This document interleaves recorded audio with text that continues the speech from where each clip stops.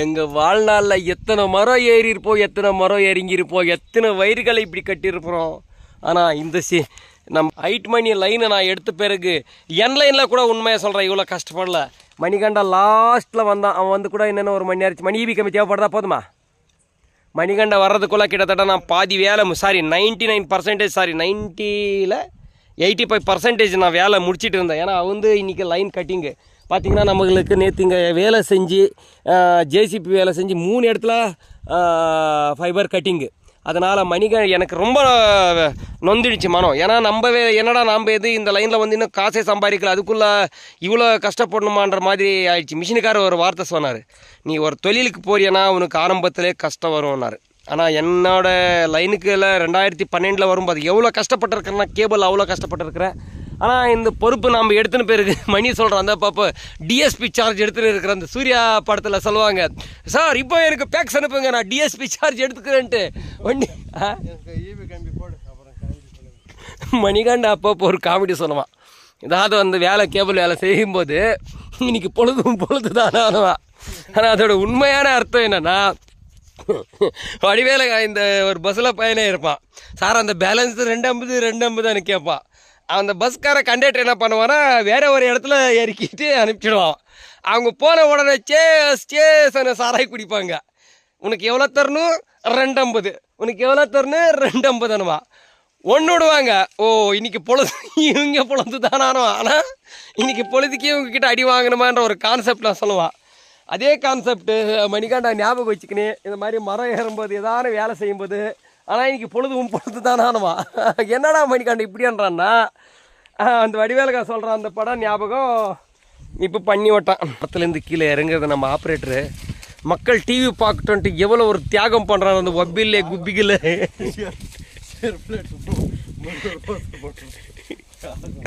கல்வெட்டுகளை வெட்டுங்கள் உன் இதே சாசனம். வா ஏதாவது கொஞ்சம் ரெஸ்ட் அடிச்சுன்னு பார்க்கலாம்.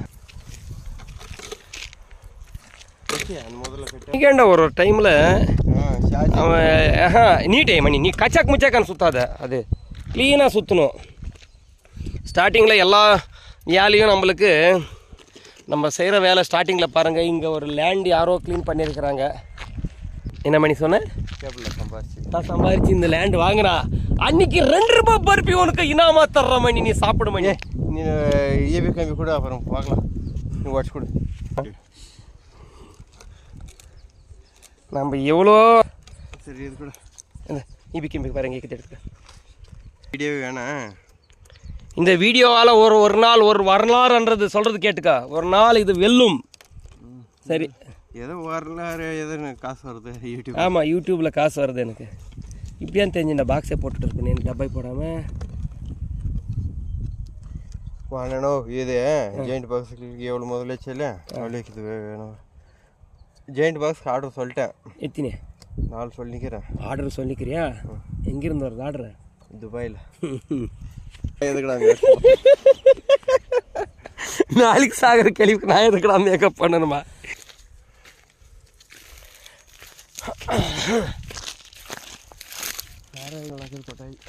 சாராய் குடிக்கிற கொட்டாய் நல்லா இருக்குதான்ற மணிக்காண்டா. ஏதோ தூரத்தில் ஒரு கொட்டாய் பார்த்துட்டான்.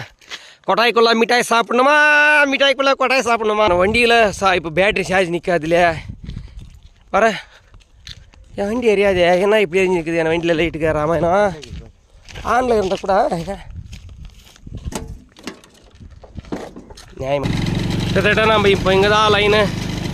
அடா கடவுளே, ஓரளவுக்கு கீழே தான் இருக்கேன். இங்கே லூப் போடுற மாதிரி வச்சுடுறா இது. டேய் என்ன பண்ணுற, எப்படி மேலே இழுத்து கட்டி என்ன பண்ணுறது? இப்போதைக்கு அதை அங்கே கேட்டுறியா? டேய் கொஞ்சம் மேலே கட்டுறா. டேய் 10 மணிக்காண்டா அதே பாரு திக்கில் மாதிரியே பண்ணுறேன் நீ எல்லா வேலையும். நீ ஒருத்தன் ஏறு கொஞ்சம் மேலே சொல்கிறேன்.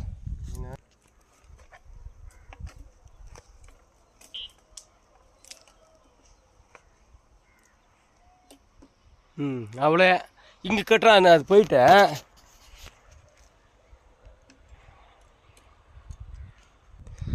எத்தனை மரங்கள் ஏறி இறங்கி இருப்போம், எத்தனை மரத்தில் கொலையில் வந்து சுழியில் உக்காந்துருப்போம், எவ்வளோ கஷ்டப்பட்டுருப்போம்.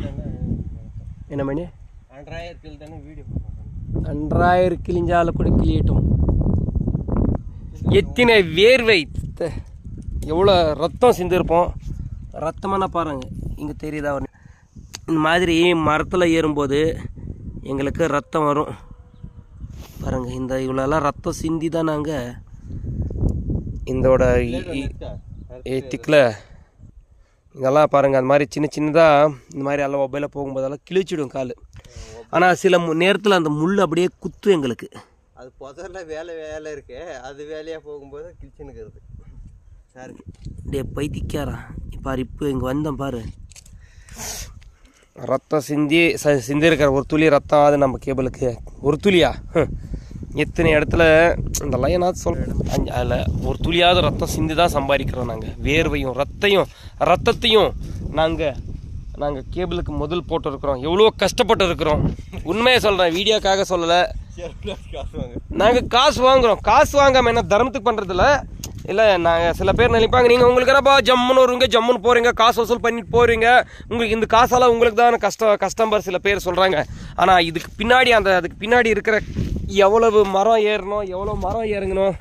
கிட்டத்தட்ட நேற்று இவ்வளோ நேரத்துக்கு எப்போ கட்டாயிருக்கிறது இது இல்லை, 1 மணியாக நினைக்கிறேன். 1 மணிக்கு தான் கஸ்டமர். ஆமாம்.